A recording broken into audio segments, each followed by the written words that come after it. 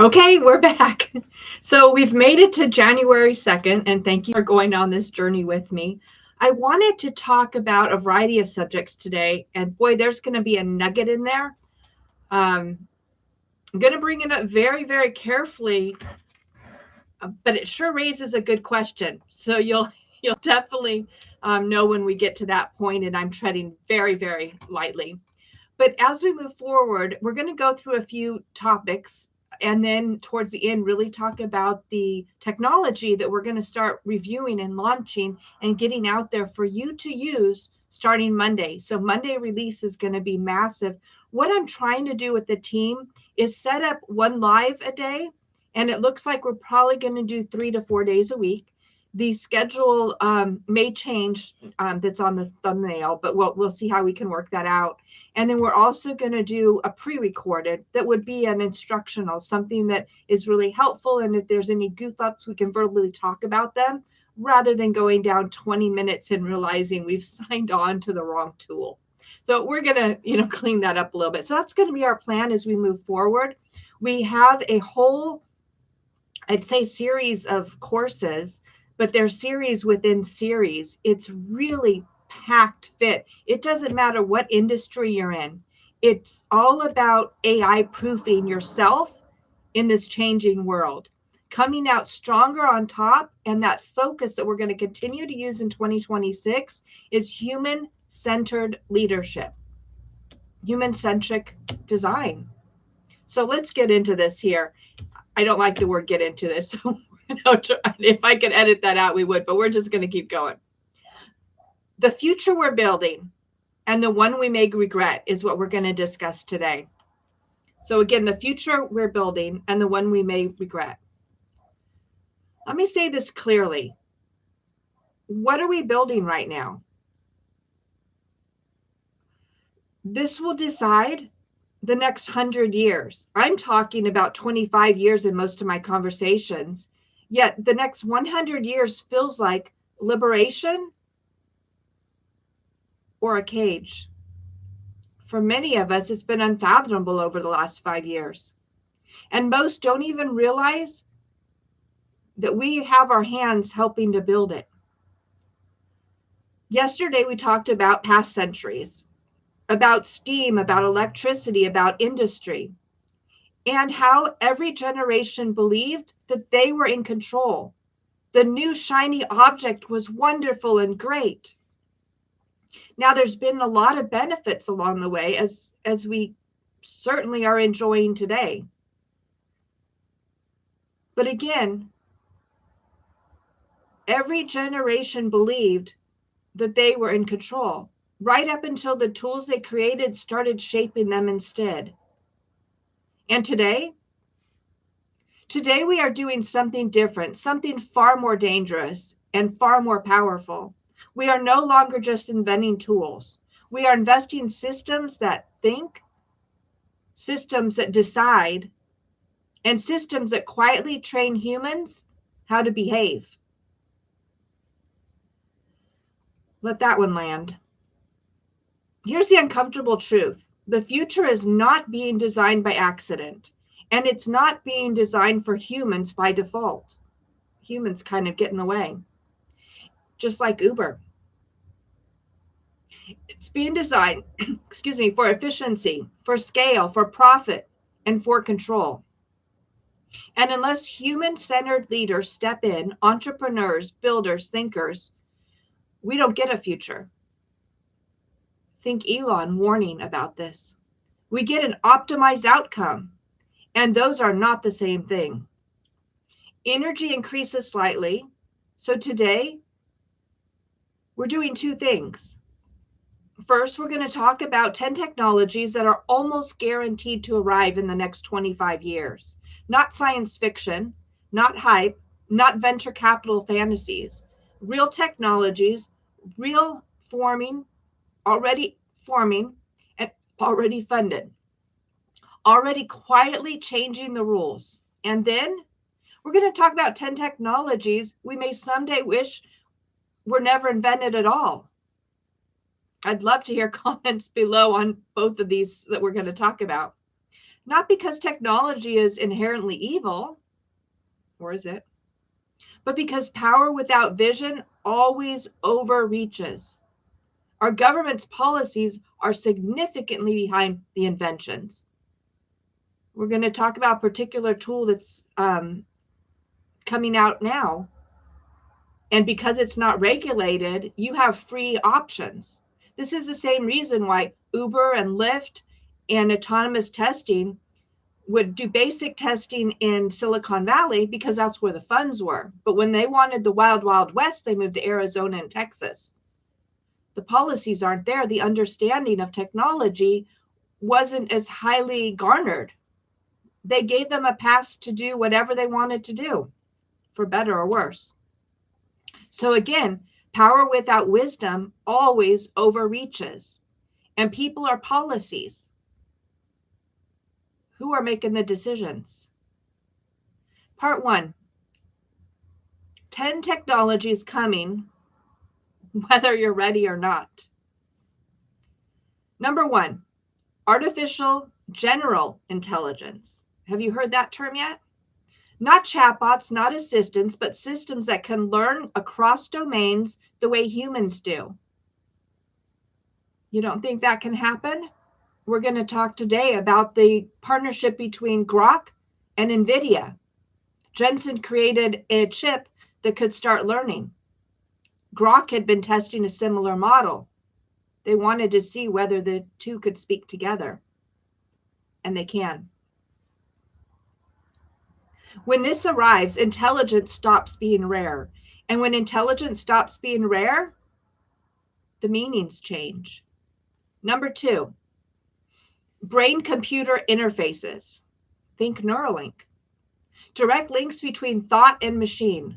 Not to read minds, but to remove friction between intention and action.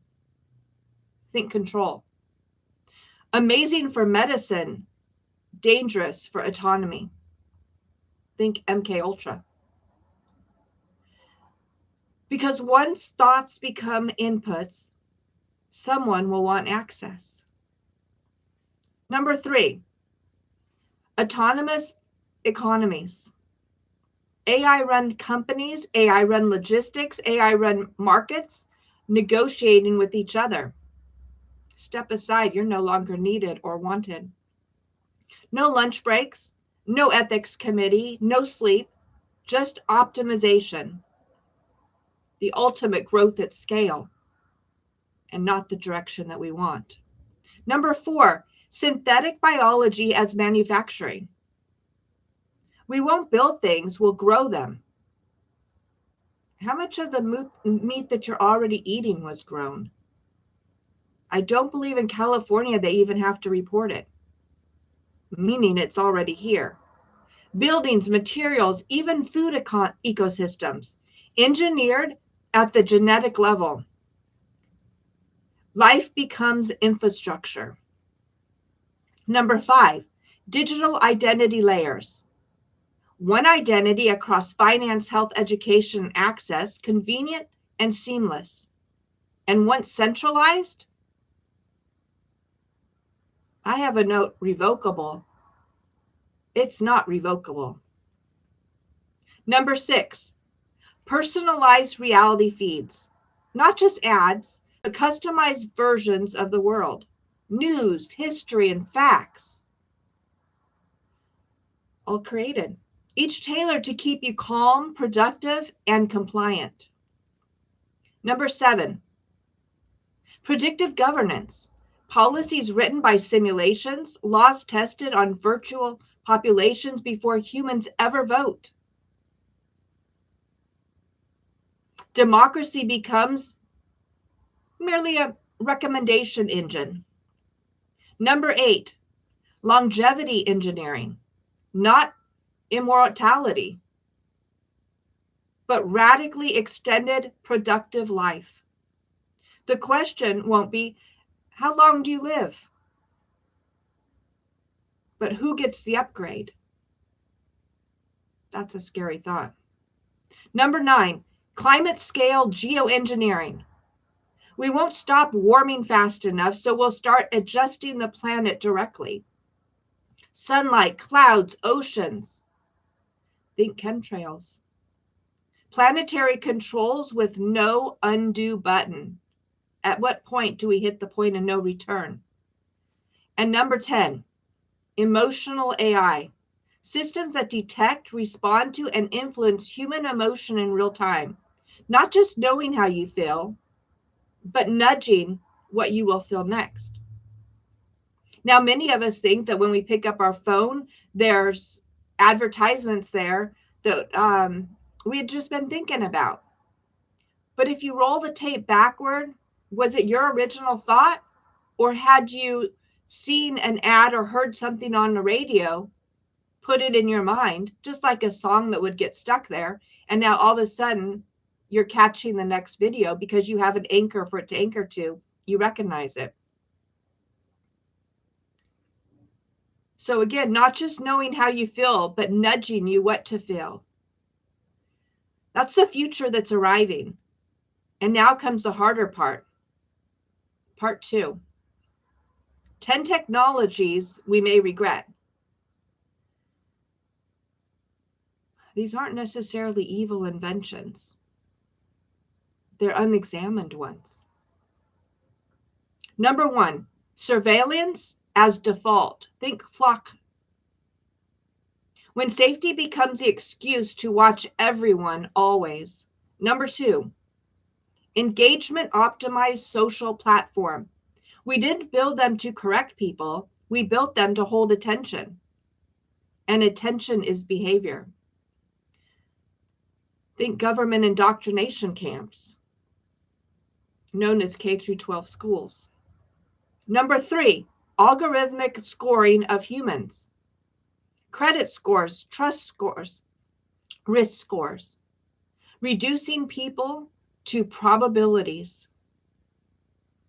Did you know that if you get in an argument with somebody on a customer service line, that is added into your social score in the United States? And that goes into a social score that is levied against you when you apply for your next job. Now, why would you get in an argument with customer service? Maybe because you ordered something and they sent you crap? Maybe because they sent you a brick in the box? Maybe because they promised a refund and they didn't? Maybe they did something that caused this. Maybe like some of the software companies, software as a service, where they have cleaned out bank accounts and then blamed you for not having the next monthly payment. At some point, after 4, 5, 6 hours and multiple calls, people become irate. And yet they may not get hired again because they don't fit into the system. And that's when you're dealing with the human being. When the bots come on, they're not even going to hem and haw. They'll just have hung up on you 5 hours ago. Number 4, deep fake reality erosion. When truth became optional and evidence became negotiable. There's nothing now that you can believe. You can't believe people whispering in a corner, and you can't believe what you see. Everything's been manufactured and manipulated to shape a narrative. Number 5, automation without transition. Replacing work faster than meaning, leaving people inefficient and empty. Number 6, child-targeted AI companions. Outsourcing emotional development to machines that grow up with you. Number 7, military AI escalation loops. Machines decide faster than humans can stop them. Think war games. Number 8, data ownership without consent. When your life became the training manual. Number 9, virtual worlds replacing physical responsibility. Escape as a product. You'd even end up paying for it. Number 10, optimization without humanity. Systems that worked perfectly while people quietly disappeared inside of them. This is not an anti-technology channel and never about spreading fear.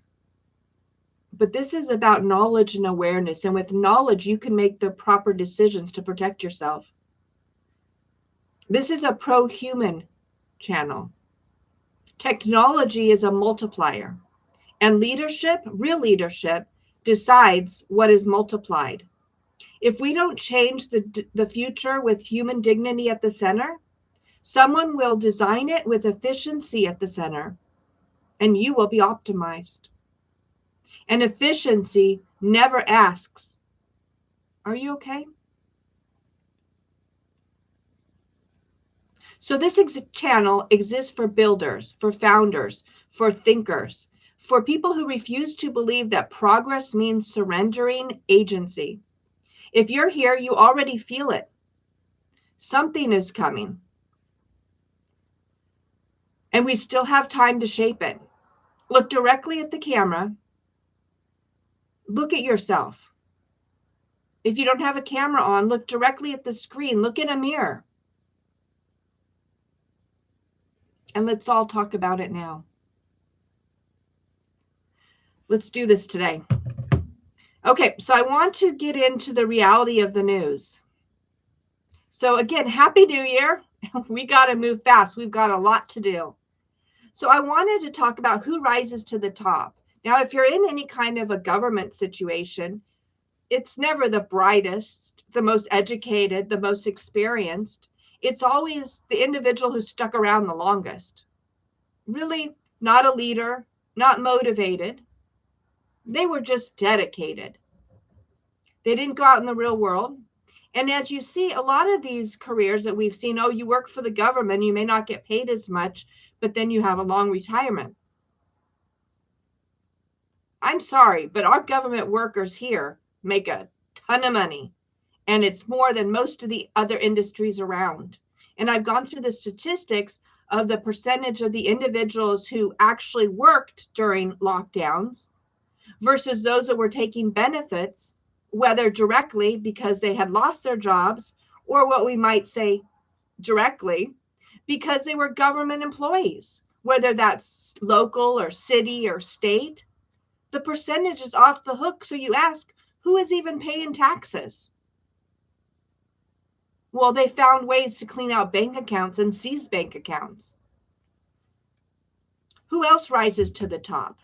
Last week, I showed a video of the Chinese professor who explained quite clearly, very eloquent, the individuals who are willing to be deviants. Now, he talked about dissociative personality disorder, and I would go more in the direction of narcissism, but individuals that are willing to deviate from society, you and I might think we would never hire them, or how did that person get promoted above us? And yet they showed something that you with your integrity didn't. There's a YouTube video circulating right now where an HR executive talks about the 10 lies that you must state in order to get hired at Google. How far do you push this? And to you and I, things matter. But we've seen the mass fraud across the United States. So who has risen to the top to understand that they're part of that cycle of that patronage?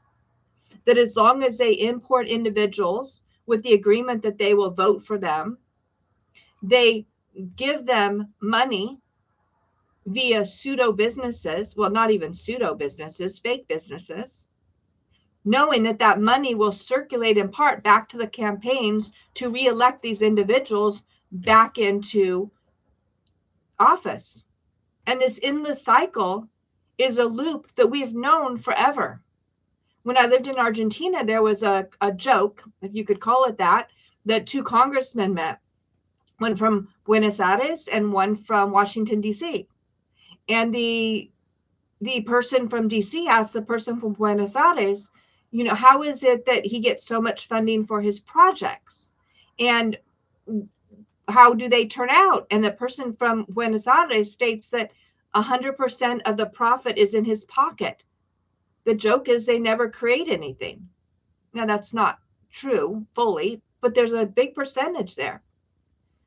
Well, DC has gone in that direction, and specifically California, 100% in people's pockets for the homeless industrial complex, and for that wonderful train that I'm still waiting to ride on. In my lifetime, I've driven from Northern California down to Southern California. I'd have to count it out hundreds and hundreds of times. It would have been easier to take the train, but all we have now is a scenic train that takes a minimum of 1.5 times longer than what it would by car. It just doesn't even make sense. So these individuals who do rise to the top, who become our quote unquote leaders, they're creating policies. People are policies. We also understand that what we see in a president and in Congress, and what we see in any kind of a judicial system, is just really mockery. It's the intelligence agencies that run this country and run the world. They're the ones who are pulling the strings. They reward and they punish. The decision is not something by our vote, but rather by those behind the scenes. So who rises to the top? We also have a comment of senior executive staff. Senior executive staff in a federal capacity are the individuals who are put in by the current administration. So they have the flavor of the day. Things change to fit that. But everybody else, I'm sorry, senior executive staff, the political appointees, I mixed up those terms. The senior executive staff are the ones that can wait it out. They're long-term. And they know that their mission will continue. Okay, so if you haven't already seen the All In podcast, All In podcast is very important. That's the thumbnail that I used today, was the snippet there. And you'll see that the besties normally have 4 individuals. And this time they had Nick Shirley on. But before I go into Nick Shirley, as we've been talking about him quite a bit, the All In podcast covered a number of issues, as they do every week. The massive Somali fraud in Minnesota was one of them, California asset seizure, and the $20 billion Groq-Nvidia deal. This is really a podcast worth looking at. Again, it's called All In Podcast, and literally All In Podcast on YouTube. So who do we have of those players? This is really key, and this is why so much information comes out of here. They're all besties, and they're besties with Elon Musk. In fact, Jason Calacanis has known Elon all the way since the days where they sat on bar stools in New York City and saw that, wow, another company got a website today. Goes quite a way back. What's really interesting is these besties and Elon all lived in California. They thrived here. They built their businesses and empires here. And yet, California has driven them out. These are extremely wealthy men, all in the top 1%. And yet, not by their choice, they've been forced to leave California. Now, the person in the upper right of that thumbnail is also especially interesting. I'm not going to go through everybody today. Jason was in the middle there on the top, but David Sachs on the right. David Sachs was appointed by President Trump to be the czar of artificial intelligence and cyber. I can't remember his title. So he's in Washington, and he's literally fighting for our freedom, ear to the ground and working for us, as people really are policy. So what do we want to talk about here? I'm sorry, it gets very hot under the lamps and then cold in the office. So Nick Shirley is there, and I'm going to pause this just a moment because I've got some other things to say about that. But I want to talk about the California asset seizure. This is really a big deal. This is essentially a union, a small group of people, relatively speaking, didn't have enough money for the health care for their individuals. Now, becomes quite comical in a sense, because everybody has access to health care. Well, that's a misnomer. Everybody does not. And unless you don't have a social security number. But if you're hardworking and you're part of a union, they don't have a bandwidth to give their union workers health care. And so they devised a plan. And again, this is a small group of people, and this was a union leader. And they decide that if they can push forward a plan to take the wealth from the non-union workers, meaning from billionaires, to pay the health coverage for the union workers, it would all balance out. Billionaires wouldn't miss anything, and heck, they probably made their money off the back of a union anyways. And this would be the way that they felt they can move forward. Well, it was Chamath that talked about the history. This isn't the first time, and it won't be the last time. But this was tried in France, and he'll talk about the outcome of that. But in the pathway, in order for people who had resources, they just left France. And that's what we're seeing here. You just pick up and leave if you can leave until there's nothing left.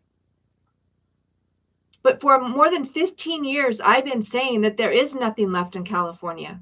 If you're a city or a state employee in California and you think you have a pension plan, got a fire truck going by here. If you've got, let me see if I can pause. No. If you've got a pension plan, there's no money there. Not only have they pilfered the money out the bottom of it as some pyramid scheme, there's only money there to pay current retirees because more retirees are putting money in today. But it's all been leveraged. Private equity. Look at the numbers. The funds are not there. Now, Chamath takes it a step further. All this fraud that we're facing isn't just there because people are allowing it. You and I may not know what to do. And even if we ask for FOIAs or California Open Records Acts or go to our congressman, as I informed you, I got locked. They won't respond to FOIAs and say that they don't have to abide by California Information Act. How do we get the information? We know something's wrong. We can see it with our eyes. We can feel it with our pocketbooks. So Chamath said it won't necessarily be up to you and I. And it's not going to be up to our politicians. The whole world invests in bonds in the United States, tax-free muni bonds. And at some point, they're going to say no and dump those bonds. That's how we build our roads, our infrastructure, our schools. Without that, there's nothing left. California, New York, and a number of other states are completely broke. And in a moment, we're going to discuss New York. So All In Podcast is one that I suggest you have on your radar if you want some key information. You can always play it at 1.5 times to move through them. But every week there's core information. Now, next week, they're going to present their 2026 technology predictions. This isn't, these are real predictions based on industry insight.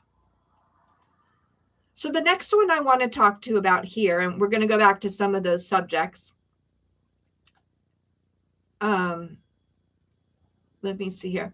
Is Ian Carroll. Ian Carroll was on a podcast by Tommy G. And you can look up YouTube, Tommy G, Tommy. And he talked about propaganda.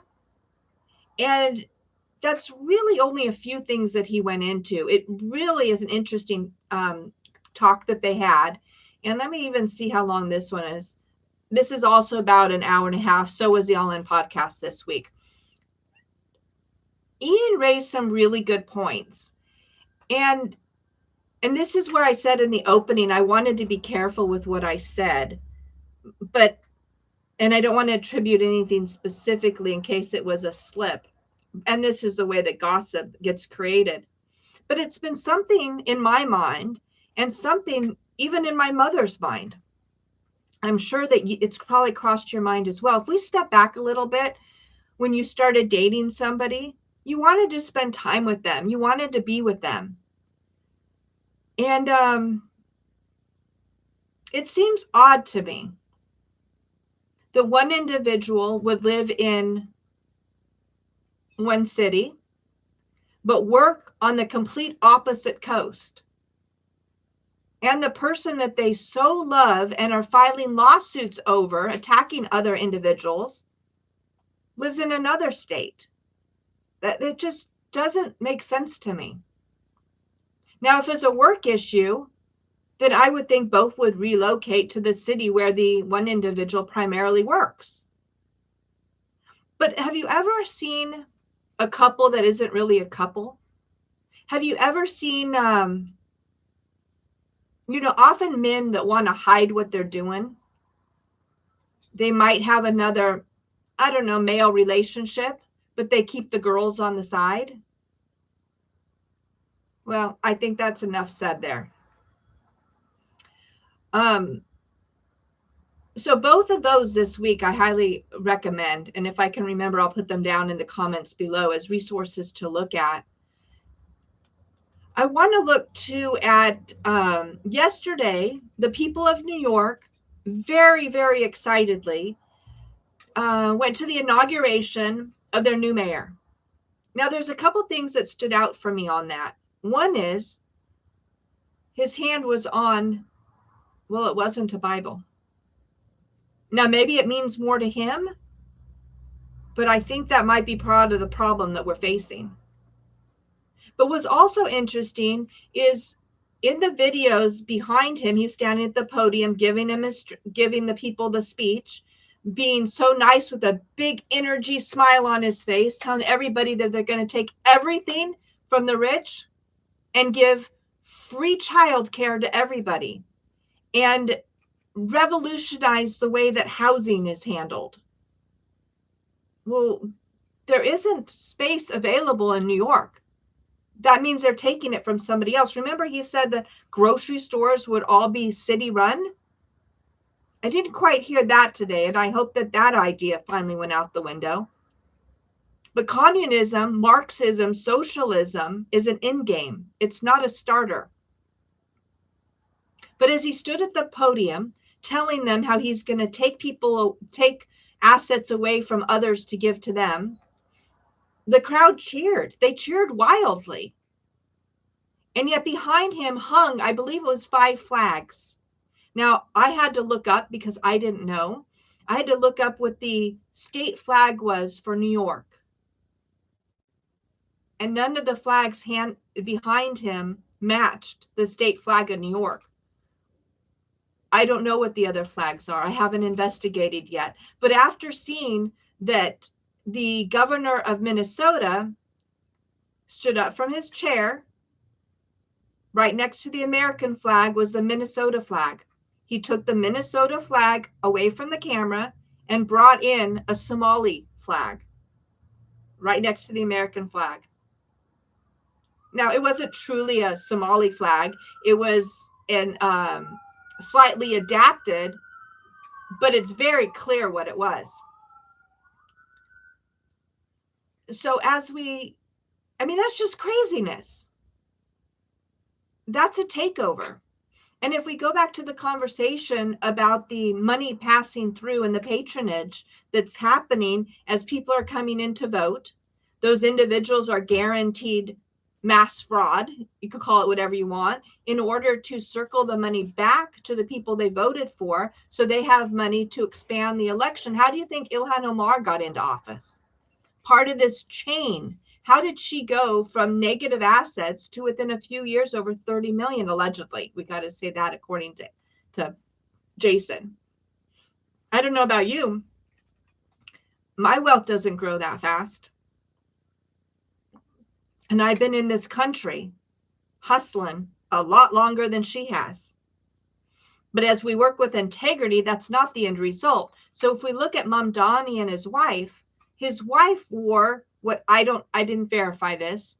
There were some snippets out there to start gossip. And so I'll gossip on it.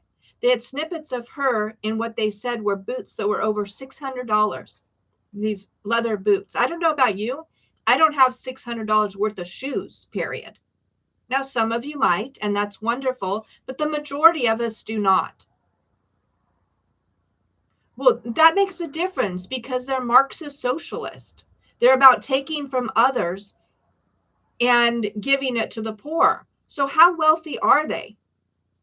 Well, we know there's a lot there. But are they really about helping the people of New York? No, they are not. But what was interesting is they matched it with Trump standing in one of his, probably a ballroom, or it wasn't an office, it was a very big room, all gold everywhere. And his wife walking down the street with bodyguards with a, I don't know what they said, $20,000 purse or $40,000 purse. To me, anything over $100 purse is ridiculous. But they live in a different world that they've earned. Whether you want to agree or not with their methods, they are billionaires. They are capitalists, and they want that for others. That's not the platform that Mamdani and his wife have stood on. That fell flat. So we really are going to keep our eyes on New York City as it collapses. Our only hope is that a governor will step in with some restrictions and reality checks. Otherwise, the one city that has always welcomed immigrants will fall to immigrants. Beautiful New York has been devastated before, where all those with wealth were forced to move out. That's where Trump stepped in and started rebuilding and bringing money back into the city. And Giuliani stepped in to bring back peace, to get rid of crime. Cities have their cycles. We'll see what happens in California. So Kash Patel, over the last 8 hours or so, has been talking again. And the question is out there, did he admit to deleting 2.7 terabytes of Epstein files? No, we're not just moving on. People need to understand the depth of the manipulation that's happening. We all know the truth. We know basically who's involved. Yet without any kind of punishment for the fraud, for the manipulation, for the extreme abuse and sacrifices, this is not going to stop. And yet, people like you and I often turn the other cheek and think, well, it'll get better next time. Well, again, I suggest taking a peek at the All In podcast and actually subscribing to that. I don't necessarily know Tommy G, but I thought the interview went very, very well with Ian Carroll. So I will put that link down below. And then, of course, Ian's channel is more active, hands-on. So you can follow with him as he's doing research. And of course, Ian has come out with a phenomenal tool called the Web, WEBB, that hasn't been openly released yet, but is really going to help journalists with deep investigations very quickly. So I want to move in this final portion here to talk about upcoming software we're going to be looking at next week. One of them is how to clone yourself. That is actually a really fun tool, very simple, and you can do it for free. The next is Google Pomeli, Pomeli AI, turns any site into a complete money-making system. We're going to look at Nick Point, Ponte, and go over how we can set that up for ourselves. In addition to that, we're looking at Meta just bought Manus AI's agent tool. And there's a money-making play here that's instant. But this is before any regulation happens. We talked about the landscape in the wild, wild west. This is a big opportunity. And then again, we talked about Jensen's NVIDIA merging with Groq. There's no more limits anymore. This is the future that's being built. Groq will start talking without limitations, chatting with Groq itself, and Nvidia strikes a deal with Groq, an AI chip startup. This is amazing. Nvidia buying AI chip startup Groq for $20 billion. Groq. Nvidia's $20 billion Groq IP deal bolsters the AI market. It's 2026. It's now. And then, of course, we've been notified that SpaceX plans to go public in 2026. It was estimated probably second to third quarter. So that's something to watch. And of course, there's a number of plays right now, 2 key plays that you can find SpaceX within ETFs that are out there or private share funds. So if you're interested in following along with that, there's ways to get involved with that. There's also a satellite company who, in exchange for partnering with SpaceLink, accepted shares. So by buying their stock, you're getting, I think it's about 5% of their share. It's actually quite large of their company that they took for that. So those are some plays you might want to look at. So once again, I want to wish you a very, very happy New Year. We will most likely not be on Saturday, be back Sunday, and by Monday, hitting the ground running. So blessings to you all. Have a wonderful day and enjoy 2026. This is really an amazing time for us all. I wanted to wrap up with just a closing here and pull it up here for us.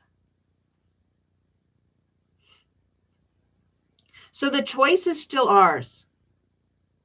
Before you leave, I want you to sit with just one thought, just one. None of the technologies we talked about today are guaranteed to destroy us. Remember, we talked about 10 upcoming and 10 that are already here.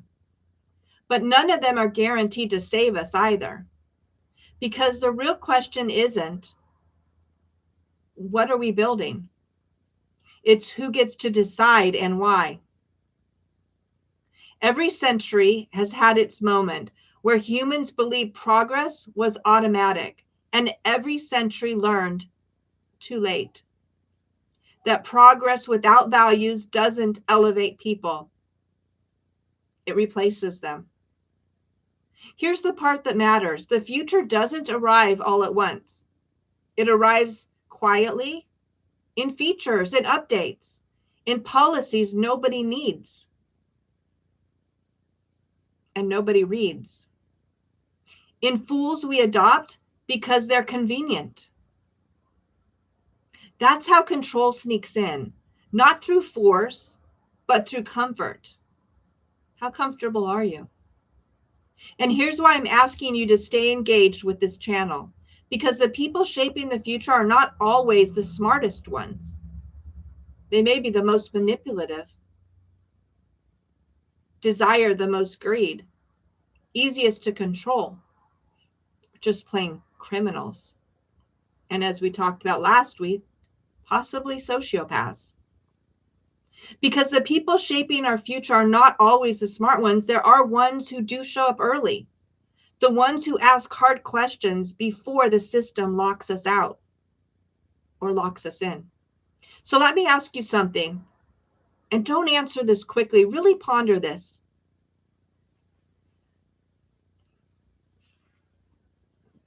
Which technology that we talked about today do you think will change human behavior the most?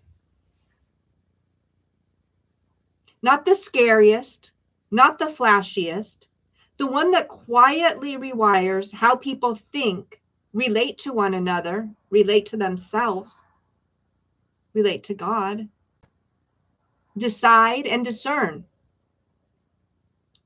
Let me know in the comments. And then tell me why. Because when people explain their reasoning, they start to see patterns, data analytics. And when enough people see patterns, leaders start to emerge. In the next episode, we're going to do something very different. We're going to talk about what human-centered leadership actually looks like. In a world that's run by intelligent systems, not slogans, not ethics theater, real decisions and real trade-offs, real responsibility. And if you're still here right now, I want to thank you. Thank you for giving me a chance. This has been a long road to get to this point. And it tells me something. You're not here for hype. It's not what I'm dishing. You're here because you feel the tension between what we can build and what we should build. Stay curious. Stay uncomfortable. And don't outsource your thinking. Ask questions. Demand answers. The future is still being written. The roadway is still being paved, and you're already part of it. What future are you going to create? Okay, see you soon. Enjoy your day.